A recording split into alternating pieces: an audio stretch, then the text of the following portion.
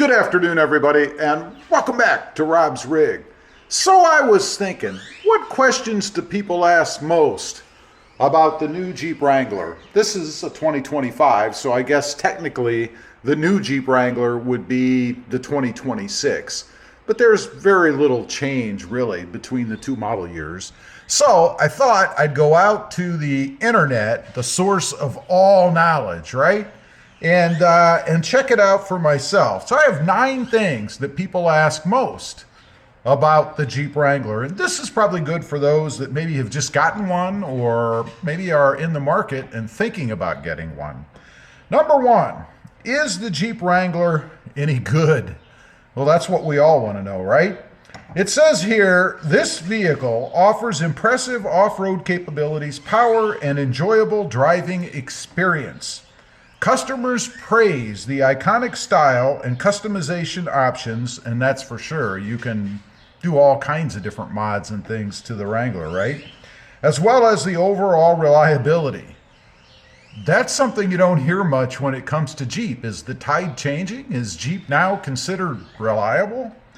However, some have reported quality issues with the steering, HVAC system, and battery charging. Battery charging is the biggest problem because of the auxiliary battery, because of the auto stop system, which, by the way, manufacturers do not have to include anymore, unless they want to torture us. I don't know. Number 2, which Jeep Wrangler should you stay away from?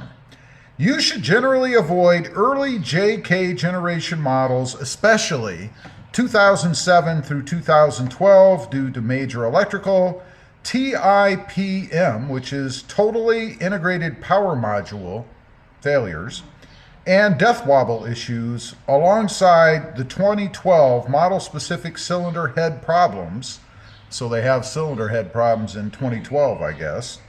And newer 2020 through 2023 4xe models with eco diesel battery fire risks. You don't want your Jeep to go up in flames, right? Focusing instead on later JK 2013 Plus or JL models for better reliability, though 2018 JLs had steering issues and some 2023 4xe models face recalls for engine battery fires. Bummer. Now, I did happen to have a 2018 and it didn't have any of the steering issues, but I know there was a problem with that, and I believe it's because the steering components were aluminum versus steel, and for people that did have problems, I believe they replaced them with steel. Number 3, I think, or next. Do 2025 Jeep Wranglers leak? Obviously, with all of the hoodwork and stuff on it, it is a concern. It says here, as a Jeep owner, you likely love how the Wrangler's open-air design and off-road capability bring you closer to nature. Unfortunately, wear and tear from removable doors and tops can lead to leaking seals over time. Well, apparently, the more you take the tops and the doors off, which makes sense, the more wear you're going to put on them and the bigger or higher probability of leaking. Number 4, I think. Are Jeep Wranglers' prices dropping? You know, this is a good question because Jeeps are not cheap. Yes, Jeep Wrangler prices are going down for the 2026 model year, with Stellantis implementing significant price cuts and streamlining options to boost sales against competitors like the Ford Bronco, making popular features standard and reducing costs for things like hardtops and LED lights. This trend reflects a market correction after years of high prices, with consumers seeing better value as manufacturers respond to softening demand and higher interest rates. I have noticed huge incentives on Jeeps now, as much as $11,000 to $12,000 off. So they definitely are lowering the prices, whether it be on the sticker itself or through rebates and whatnot. Number 5, what is the most common problem in the Jeep Wrangler? So what's going to bug you the most, potentially? I would have thought it was the auxiliary battery, or the battery. Let's see. The most common Jeep Wrangler problems include the infamous death wobble, violent steering shake. That's where you're going down the road and it feels like it's doing this, because it is. Transmission issues, rough shifting, overheating, failure, rust, especially on older models. I think that really does apply more so to the older models. Cracked exhaust manifolds, various electrical faults, alongside poor fuel economy, while newer models face issues like eco-diesel injector clogging or 4E battery problems. These problems often stem from the Wrangler's rugged off-road design and aging components, affecting steering, powertrain, and body integrity through consistent maintenance. Though consistent maintenance helps, obviously, the more you replace things that go bad, the longer it's going to last, or the better it's going to be, right?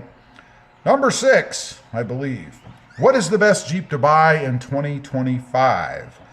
It says here, let's see. Well, it's not specific.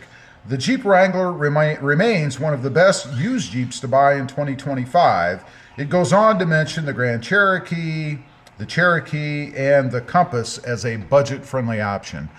Those kind of move away from the Wrangler style, so I don't put much faith in that.